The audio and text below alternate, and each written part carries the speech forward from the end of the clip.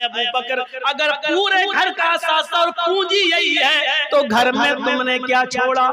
भाई तुम तो जंग में जाओगे, हमारे साथ गज़वे में जाओगे, तो घर में क्या छोड़ा है? तुम्हारे बीवी बच्चे क्या खाएंगे? घर में क्या छोड़ा है? अबू बकर सिद्दीक कहते हैं अपने घर में सिवाय अल्लाह के नाम के मैंने कुछ नहीं छोड़ा है। आय अल्लाह के रसूल, देने वाली जात अल्लाह की है। मैं नहीं जानता कि मेरी बीवी कल क्या खाएगी, मैं नहीं जानता मेरे बच्चे कल क्या खाएंगे, मुझे नहीं मालूम। आपने हुक्म दिया ले आओ, मैं ले आया। मैं घर में सिर्फ अल्लाह की और उसके रसूल की मोहब्बत को छोड़कर चला आया। घर का सारा सामान ले आया। उमर फारूक ने जब ये मंजर देखा,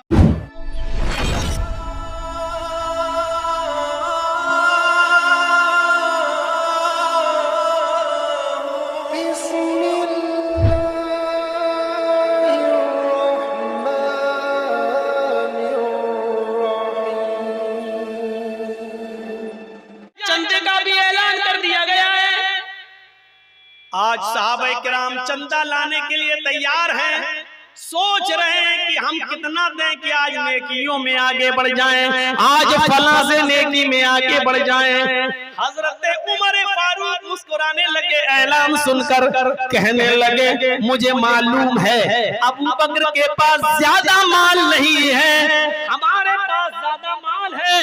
आज मैं अपने घर का आधा माल ले आऊंगा, आज मैं अपने घर का आधा सासा उठा लाऊंगा और अल्लाह के नबी को दे दूंगा। अबू बकर के पास जो है उसमें से वो थोड़ा बहुत लाएंगे। आज अच्छा मौका है, पूरी जिंदगी में मैं कभी अबू बकर से नेकियों में आगे नहीं बढ़ पाया, पूरी जिंदगी में मैं कभी अबू बकर को पछाड़ न सका, नेकियों में कभी शिकस्त न दे सका।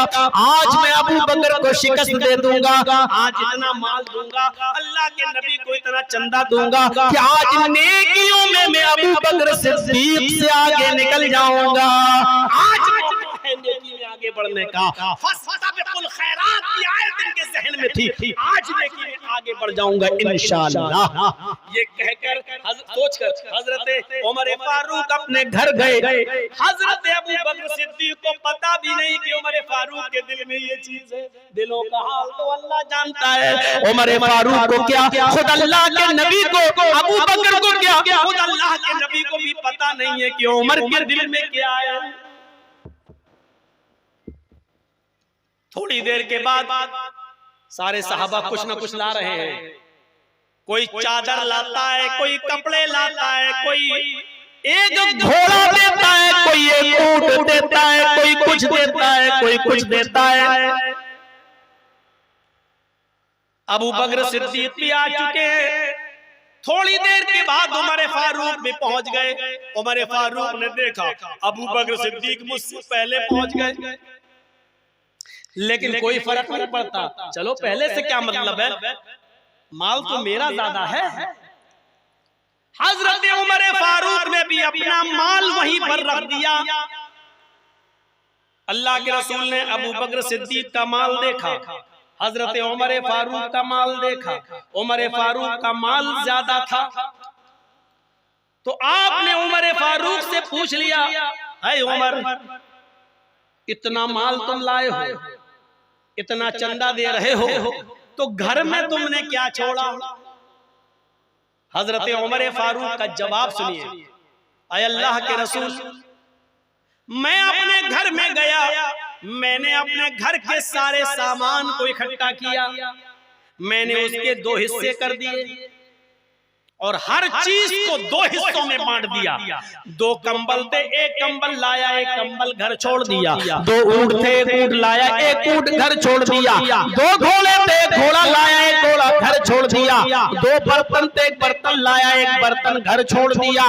2 चादरें थी, एक चादर लाया, एक चादर घर पे छोड़ दिया। अल्लाह के नबी जो कुछ भी घर का सामान था उनके मैंने 2 पार्ट्स किए, 2 हिस्से किए।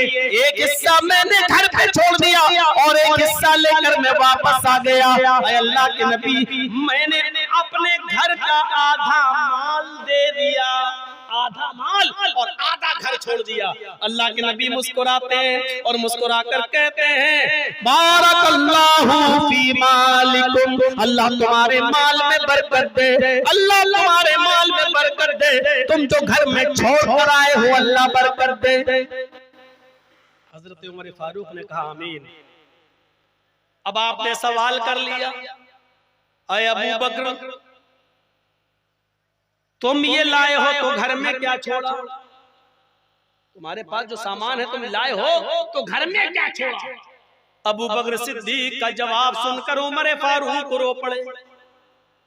अबू बकर सिद्दीक से पूछा कि तुम क्या लाए हो? कहा ये है तो। फरमाया ये तो लाए हो, घर में क्या छोड़ा है? हजरत अबू बकर सिद्दीक जवाब देते हाय अल्लाह के नबी मेरे घर में जो कुछ भी था, मेरे घर में जो कुछ भी था सब कुछ उठा कर ले आया। मेरे घर की पूरी पूंजी यही है, मेरे घर का पूरा सासा यही है, मेरे घर का पूरा खजाना यही है। आपने अब सवाल किया अय अबू बकर अगर पूरे घर का सासा और पूंजी यही है तो घर में तुमने क्या छोड़ा? भाई तुम तो जंग में जाओगे, हमारे साथ गज़वे में जाओगे, तो घर में क्या छोड़ा है? तुम्हारे बीवी बच्चे क्या खाएंगे? घर में क्या छोड़ा है? अबू बकर सिद्दीक कहते हैं अपने घर में सिवाय अल्लाह के नाम के मैंने कुछ नहीं छोड़ा है। आय अल्लाह के रसूल देने वाली जात अल्लाह की है, मैं नहीं जानता कि मेरी बीवी कल क्या खाएगी, मैं नहीं जानता मेरे बच्चे कल क्या खाएंगे, मुझे नहीं मालूम। आपने हुक्म दिया ले आओ, ले आया। मैं घर में सिर्फ अल्लाह की और उसके रसूल की मोहब्बत को छोड़कर चला आया, घर का सारा सामान ले आया। उमर फारूक ने जब ये मंजर देखा, मैं तो अपने घर का आधा लाया और आधा छोड़ दिया घर में, हालांकि मेरा आधा माल भी अबू बकर के पूरे माल से ज्यादा है, लेकिन मैं आधा तो छोड़ा हूँ घर पे।